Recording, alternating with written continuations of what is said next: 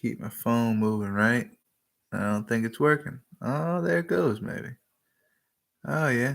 What I was saying earlier is that it was taking me so long because I had to use the hotspot, personal hotspot on my phone to get the Wi-Fi to work here.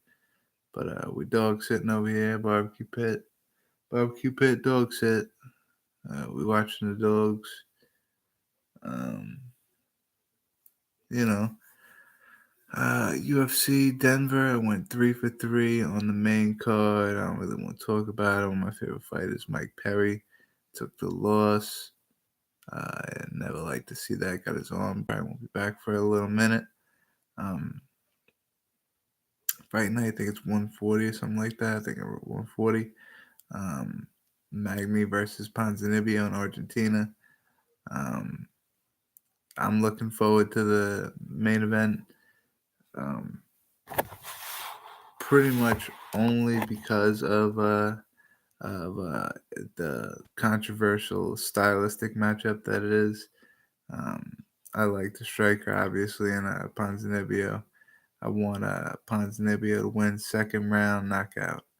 I want Ponzinibbio. Magny 2-1 in 2017 since 2017. Greg White and Carlos Condit. His wins and his loss coming to Jairo dos Anjos um, a little bit earlier in 2017. Ponzinibbio last loss in 2015 to Lorenz Larkin. 6-0 since then. Big wins: Mike Perry, Gunnar Nelson, Nordine Talib, Court McGee. So he's on a big streak here. Um, I definitely got Ponzinibbio keeps climbing the ladder. Um, Knockout second round. Co-main event being Ricardo Lamas and Darren Elkins. Lamas riding a two-fight losing streak right now to Mirsad Betik and Josh Emmett. So take that for what it's worth. Darren Elkins, on the other hand, coming off a decision loss to Alexander Volkanovski um, back in July.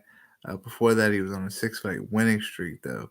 He's got wins over Michael Johnson, Joseph Benavidez, Chad Skelly, Mirsad Betik, who beat Ricardo Lamas. Excuse me. Um, MMA math don't always work by like Darren Elkins' chin. I think he could take a lot of damage, hence his nickname. And I think he's gonna outlast them. Probably take him to a decision and get a decision win over old man Ricardo Lamas. Uh, Khalil Roundtree is fighting UFC newcomer Johnny Walker in the third to last fight. Shows you how thin the card may be. Walker is on a 6-fight winning streak. His last win came by decision in the Dana White Tuesday Night Contender Series back in July or August or so, and it was against Henrique de Silva. So I mean, Henrique is a great fighter. Um, Great way to come in, but Roundtree on the other hand, he's on fire. He's climbing. He's got a big what was it? Knockout win Gokhan Saki.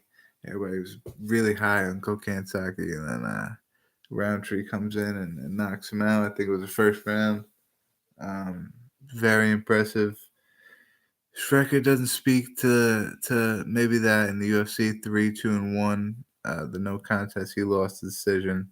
Can't pronounce the guy's name. He lost the decision too, but it was overturned because that guy got popped for clomiphene, which helps you come down off of steroids. Apparently, it helps your it's the opposite of testosterone. Think of it another day. Come back to me and I'll fucking yell it out. Can't think of it right now.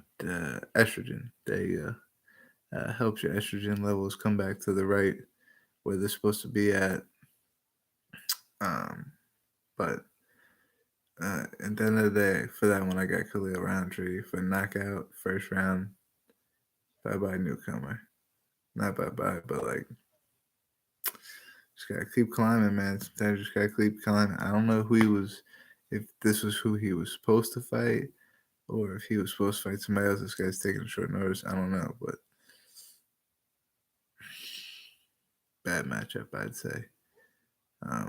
Cesar Ferreira, another veteran to the sport, um, is fighting Ian Heishish, um, who is also coming off one fight in Dana White Tuesday Night Contender Series, fighting a little bit before that in LFA. Being 11-1 though, he's got a great record.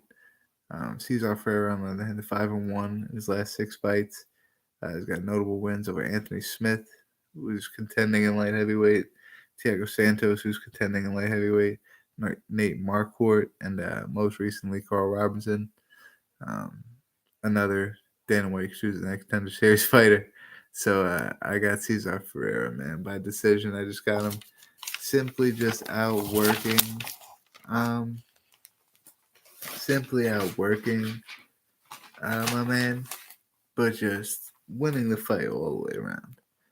In every aspect. They'll probably go to the ground a little bit. Cesar will probably take him to the ground a little bit, mess with him on the ground. He'll stand up and beat him up. I think it'll be Ferreira's fight the entire time, but the kid's tough. 11-1. He's not going to go out easy. And decision, Ferreira by decision. The next fight down on the card would be, I think I'm saying his name right, Claudio Canetti, and versus Marlon Vera. Canetti 8-3 record, 2-2 in the UFC. Marlon Vera 5-4 since joining the UFC. Has wins over guys like Brad Pickett and Brian Kelleher. Never been finished, so always good to add there. I think Canetti was like 80-20 on finishes, but still, he's a finisher, and this guy don't get finished. I got Marlon Vera by submission, third round. Third round, Marlon Vera submission. I couldn't tell you whether he's going to be winning or losing the fight by then, but I like Marlon Vera. I think, with given time, I guess he's got to get to what weight class he can get to and whatever he's going to do, but I like his chances there at wherever he's fighting at. I think he's got plenty of time to improve that record. I think he's going to be around in the UFC for a little while now.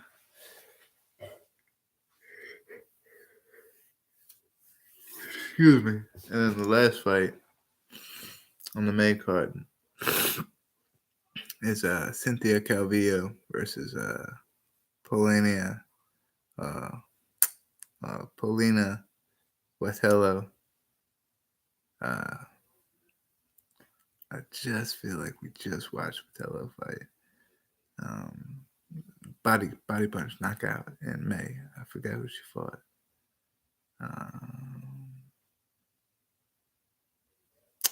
Forgot what Botelho fought in May, but she has also got wins over Perro Gonzalez, 7-1, 2-0 in the UFC. Calvillo 6-1. Excuse me. Most recent fight was in December of 2017. So she has a close to a year layoff before this fight. Last fight was decision loss to Carla Esparza, and she's got wins over Joanne Calderwood and Pearl Gonzalez, Amanda Cooper, Montana De La Rosa, Jillian Robertson, great fighters. So, striking wise, I think Buentello is just too much to handle. So, I got Paulina Buentello, second round TKO probably for that one. Let's hope I get a little bit better of a record than this past Saturday. And let's hope that Beneil Dariush doesn't put me to sleep again, because he had me sleeping right before the Tremaine Rennery fight, and that pissed me off really bad. Um, but hey, I picked you and you won, so I can't hate on you too much, Dariush. But another thing we do around here, the day in the UFC history, um, and where we look on the days that, um, like say today is November the 13th, we look at the 13th and the 14th, any events that happen on those days in history. So we came up with November the 13th, 2010, was UFC 122. Neymar Court, Yushin won that by decision. Seaver got a submission win over Andre Winner. Sorry. You had Dwayne Ludwig on the card. He won by decision. And then you had Seth Petrozelli get knocked out way earlier in the card. So it's worth to check out. But I mean, it was one of the most lackluster cards the UFC's probably ever put on. So a day to forget there on November the 13th, 2010. UFC 105 was November 14th, 2009, a year prior. That was Randy Couture getting his decision win over Brandon Vera. It was a good fight, you know. They're good decision fights, and then there are bad decision fights. Where the bad decision fights, they look like the Derek Lewis, Francis Ngannou, you know, they just look horrible. This wasn't one of them. This one looked real good. I would go back and watch it. Dan Hardy getting the same thing. He got a decision win over Mike Swick. That was a good fight. Bisping got a knockout win over Dennis Kang. And that was fight of the night. That was a great fight. Matt Brown, same thing. Knockout on James Wilkes that night. Dennis Seaver was also there. So Dennis Seaver fought at the same time a year prior. Knocked out Paul Kelly. So two finishes a year apart.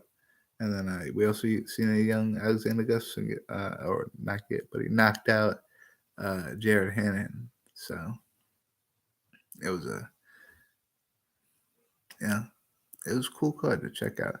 If you got the Fight Pass and all that stuff, it's cool because you can just go back, click on the fucking, whenever you're bored, you just tune into the fucking thing, and tune in the Fight Pass, fucking UFC 105, UFC 222, whatever the fuck, and you watch the whole card from start to finish. It's fucking awesome. But the way to go. Always shouts out to the people paying us to watch their pets, family, friends, direct family, girls upstairs. Everybody supports me. Shouts out to them. Going together.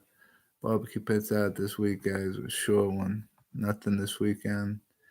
I know we say that every weekend, but nothing definitely this weekend. Next Tuesday we'll be back.